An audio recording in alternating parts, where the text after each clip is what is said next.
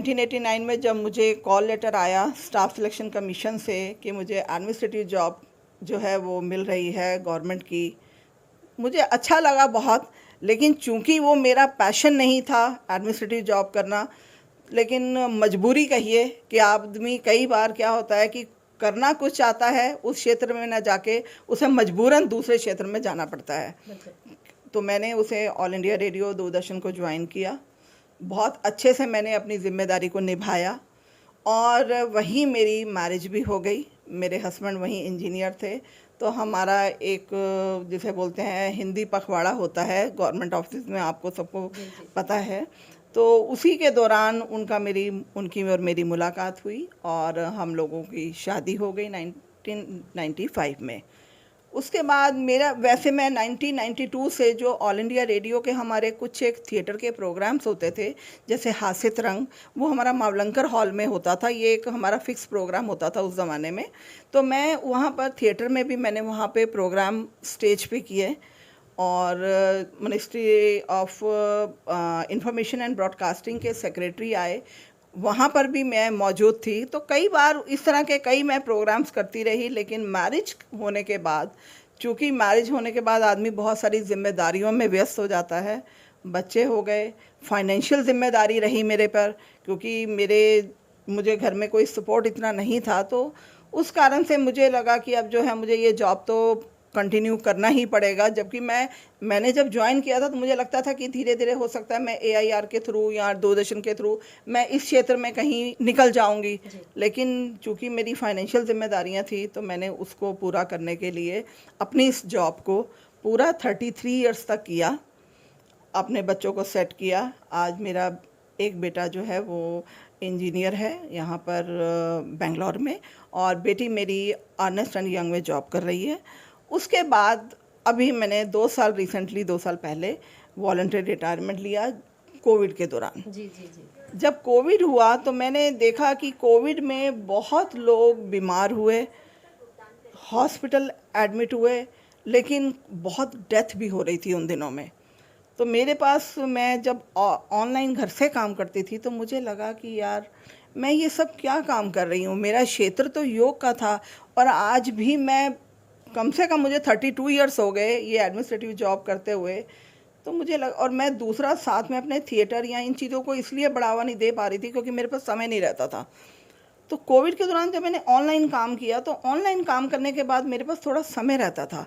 तो मुझे लगा कि क्यों ना मैंने जो योग सीखा है, योग किया है, उसे क्यों ना मैं अपने पैशन के तौर पर अपनाऊं, उस पर कुछ इस तरह का मटेरियल लोगों को प्रोवाइड करूं कि लोग उसे पढ़ें और लोग उसको अपनाकर अपनी लाइफ को स्वस्थ कर सकें। तो मैंने उसके बाद साथ साथ बैठ के ऑफिस का काम करना, और साथ साथ मैंने अपने जो मेरे पास बहुत पुराना मटेरियल था उसको पढ़ने के बाद मैंने उसको जो मैंने सीखा उस सब को मैंने कि अलग अलग बीमारियों पर क्या क्या आपको योग करना चाहिए, कैसे आप अपने स्वस्थ जीवन को पा सकते हैं। क्योंकि कोविड एक ऐसी समस्या थी जिसमें आपने देखा होगा वो श्वास प्रश्वास से बहुत ज़्यादा रिलेटेड थी। तो उसमें क्या था कि जैसे सांस और जो योग है वो हमारा श्वास प्रश्वास से ही रिलेटेड है। सारे जो भी हम योग आसन करते हैं, योगिक क्रियाएं करते हैं, उन सब में हमारा जो मेन एस्पेक्ट होता है वो श्वास प्रश्वास पर ही निर्भर करता है। तो मुझे लगा कि इन सब को अपनाकर लोग स्वस्थ रह सकते हैं। मैंने नेचुरोपैथी में डिप्लोमा भी किया हुआ है, और ये राजघाट पर है all India nature cure federation council. तो मुझे लगा कि क्यों ना मैं इस कॉम्बिनेशन को इकट्ठा करके इस सारे मटेरियल को एक बुक के रूप में समाज के सामने उतारूं। मुझे कोई रॉयल्टी से लेना देना नहीं है, आज भी मुझे कोई मतलब नहीं है। मैं बहुत सारी बुक्स अपनी लोगों को वैसे ही जाकर डिस्ट्रीब्यूट कर देती हूँ। मुझे ये है कि लोग उसको पढ़ें, लोग उसको अपने जीवन में उतारें, और समाज आगे स्वस्थ बने और अच्छे तरीके से लोग अपने जीवन को बिना मेडिसिन्स के, क्योंकि आज के टाइम में आप देख रहे होंगे कोई बीपी से पीड़ित है, तो कोई शुगर से पीड़ित है, कोई मोटापे से। बाहर का लोगों का कोविड के दौरान लोगों का जो लाइफस्टाइल है वो इस तरह का हो गया कि लोग बाहर पे ज़्यादा डिपेंड हो गए।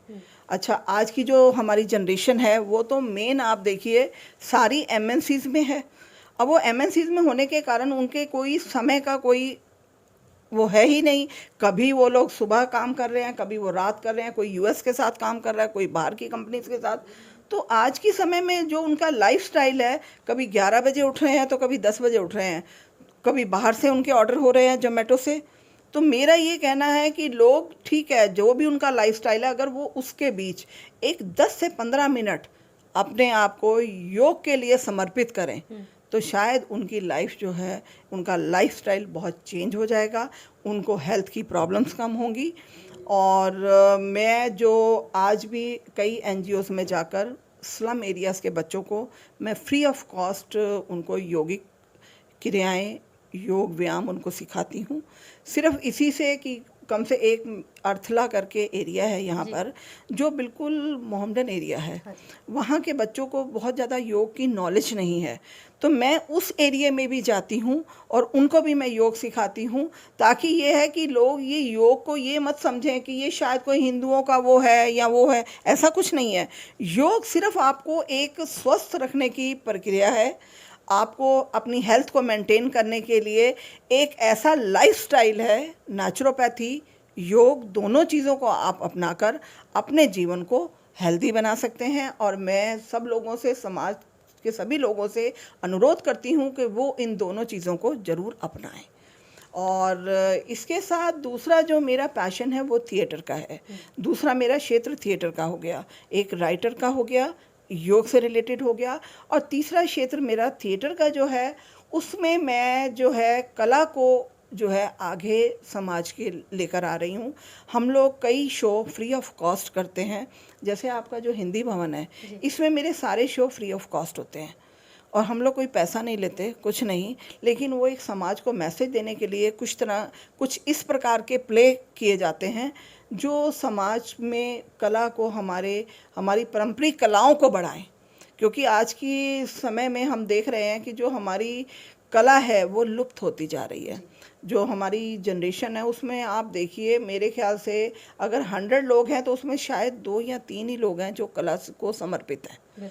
बाकी अगर आप देखें तो शायद लोगों को सब एक लाइफस्टाइल हो गया है कि हाँ, पढ़ना है, बीटेक करना है, ये करना है और जाकर हमें सीधा एमएनसी में जॉब करना है या वो करना है। कला जो है, कला एक ऐसा मेडिटेशन है। आप थिएटर को एक इस तरह का मेडिटेशन है जो आपको दिमागी तौर से, आपका शारीरिक, मानसिक और भावनात्मक संतुलन को बनाए रखता है। तो मैं थिएटर को भी एक बहुत अपना खास अहम क्षेत्र मानती हूँ और इसमें मैं बहुत सारी वर्कशॉप्स में भी जाती हूँ। और आज की डेट में मैं जहाँ पर हूँ, शायद मैं सोच भी नहीं सकती थी कि मैं इस समय में एक दिल्ली गवर्नमेंट और सेंट्रल गवर्नमेंट के जो आपके सर्वोदय विद्यालय हैं और गवर्नमेंट सरकारी राजकीय स्कूल हैं, मैं वहाँ पर एज ए जूरी मेंबर जाती हूँ। तो मुझे एक बहुत प्राउड सा फील होता है कि मुझे ऐसा लगता है कि जो मेरा पैशन था, शायद मैंने उसको सच्चे दिल से अपनाया है और उस पैशन को मैंने सच्चे दिल से अपनाने के कारण ही आज मैं जो इस क्षेत्र में बढ़ पा रही हूँ या आगे बढ़ती जा रही हूँ, शायद वो इसी का परिणाम है। और मैं यही चाहूँगी कि मैं इसी तरह से, जब तक ईश्वर मुझे हेल्थ दे रहा है, जैसे अगर मैं कर पाई समाज के लिए, तो मैं इसे आगे ज़रूर करूँगी। और आने वाले समय में मेरी एक और बुक रिलीज़ होने जा रही है जो शॉर्ट स्टोरीज़ और इस तरह की स्टोरीज़ हैं जो समाज में एक मैसेज क्रिएट करेंगी। तो इसी के साथ जो है, मैं आपका बहुत बहुत धन्यवाद करती हूँ कि आपने मुझे अपने स्टूडियो में बुलाया और मुझे अपनी प्रतिभा को बताने का जो मौका दिया, अवसर दिया, मैं उसके लिए आपकी बहुत बहुत आभारी हूँ। Thank you so much. Madhu ji हमारे साथ हैं और अगर इनकी वीडियो आपको पसंद आए तो आप इसको लाइक सब्सक्राइब ज़रूर करें। और सबसे बड़ी बात है कि अगर इनकी जो बातें हैं, क्योंकि वो समझने वाली हैं और आपको समझने की बहुत ज़रूरत है, तो उस चीज़ को आप लोग फॉलो करें और जो इनकी बुक रिलीज़ हो रही है आप लोग उसको ज़रूर लें। मैं निधि शर्मा, गाज़ियाबाद से। एक योग से